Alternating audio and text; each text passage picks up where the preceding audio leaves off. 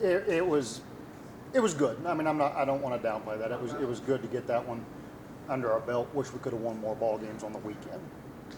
Yeah, obviously a tough road trip to start the year. You knew it going in. St. Ed's always a tough team. Just kind of over the 4-game set. Clearly, you would like to win more. What good things did you see out of the weekend? I will say we did learn some things about some of our bullpen guys. We learned some things about a couple of bats off the bench.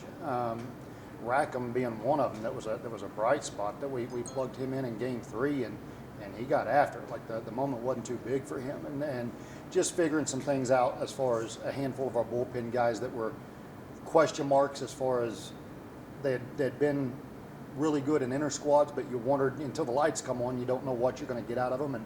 And some guys proved themselves for us down there this weekend. So there were some bright spots. I mean, it's always hard to win on the road. So I mean, and starting off the season on the road, but when you get back home, do you see that you think it's going to be a little bit different?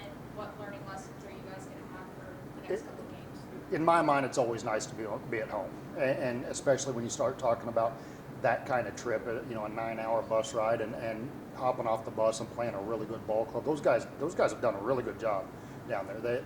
That's a good team. They're going to a lot of baseball games, so that's a tough opening weekend. It'll be nice to be at home. All right, I'll ask a tough question. Starting with LSC play, is that just, especially on the road, is that kind of annoying? Or do you like that? I'm not sure there's a coach in this league that likes opening with conference.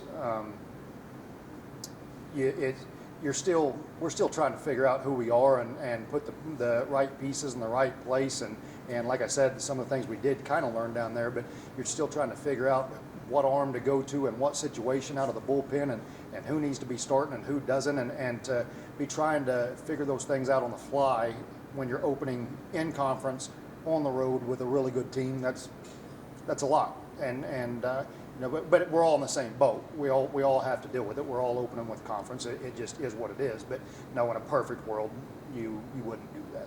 Do you have a better idea of who's going to be in that starting lineup as well, in pitching as well as?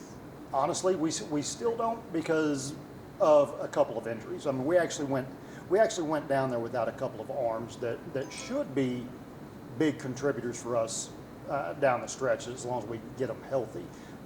So there's still some question marks right there. And until a couple of our guys get healthy and we get them back on the field, there's going to have to be some guys that step up and are able to solidify some roles that they probably wouldn't normally have to.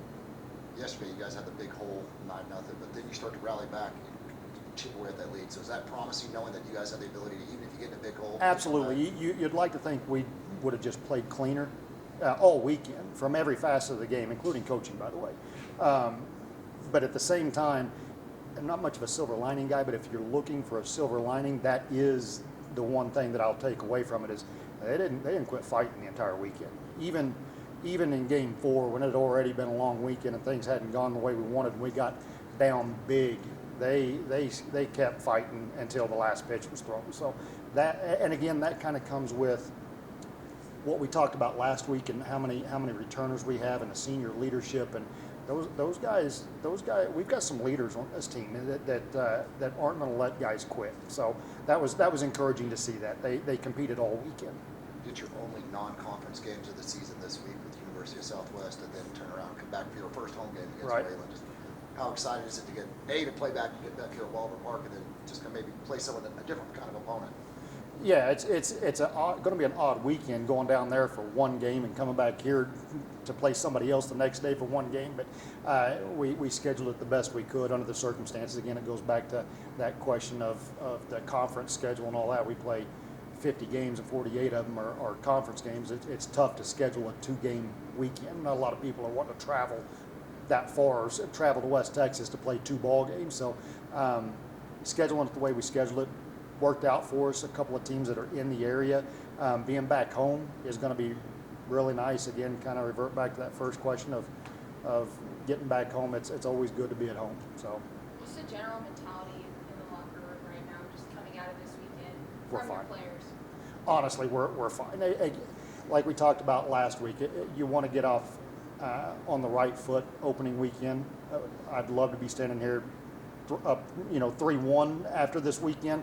but it's not the way it worked out. But at the same time, kind of like I said last weekend, it's still only 4 of 50 games. Like there's too much maturity and too many seniors and too much experience on this team for a 4-game weekend or one bad weekend to affect us that much. So we're fine.